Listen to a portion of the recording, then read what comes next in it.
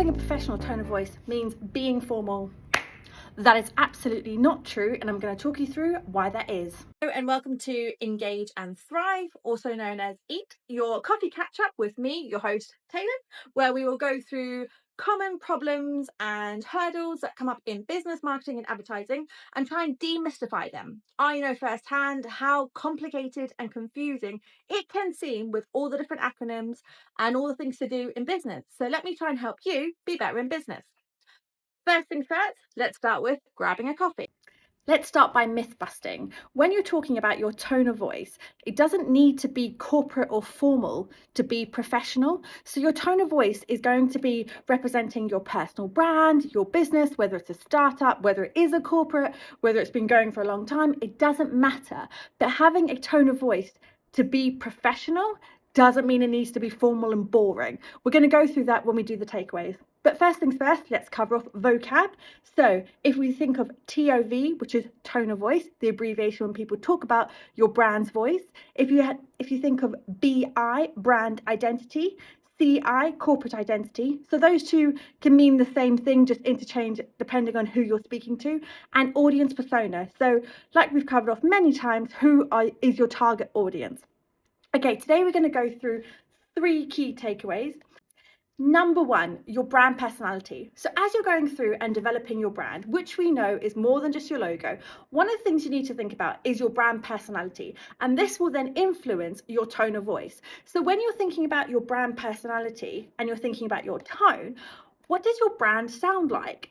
And I don't only mean as in like a physical hearing, of a voiceover. I mean like when someone's reading your content. So if it's on your website or engaging on social or whatever, who are they imagining is that brand persona? So is it an auntie that's quite cool and likes traveling and likes to use emojis?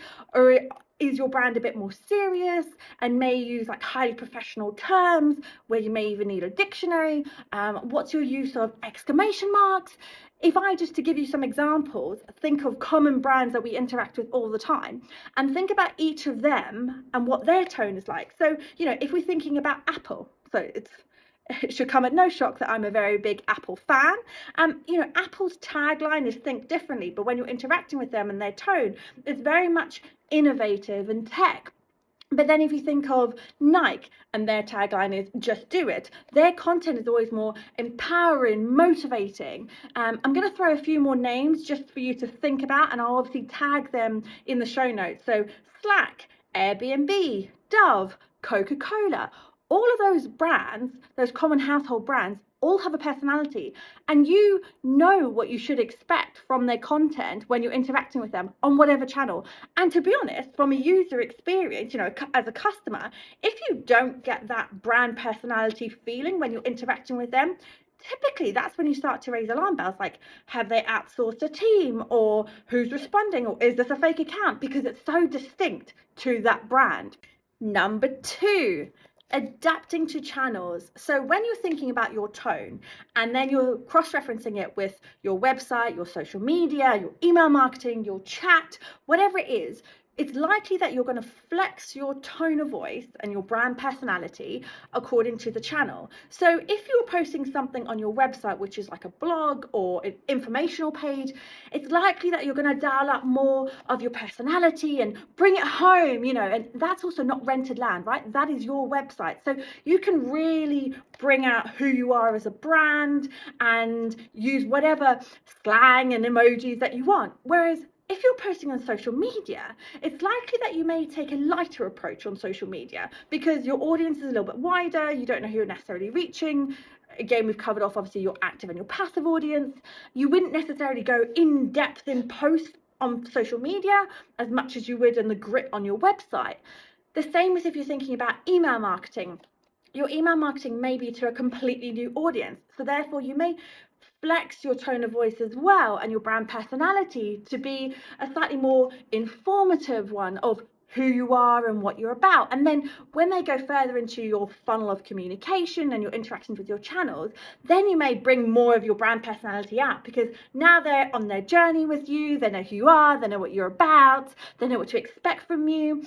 And then if you think about your chat, right? So if you had a chat bot on your website or when you're responding to social media messages. You may really dial up your personality on your chats because you really want to personalize that experience to each customer and make them know that they're feeling heard. And so that's where, if there's certain, inside jokes that your brand has, you may bring that to light more because they're having that direct communication with you. But one thing is to note is that each channel and platform, you may want to consider how you want to flex your tone. And we could go into a whole nother episode about how you establish your tone of voice pillars. For this is just understanding what your tone of voice is about, and that it needs to differ. So if someone says this is what we post and this is how we post and it needs to be the same on every platform, I'm telling you now, that's not necessarily going to work. Okay, which then goes into number 3, and this is about consistency. So really, consistency.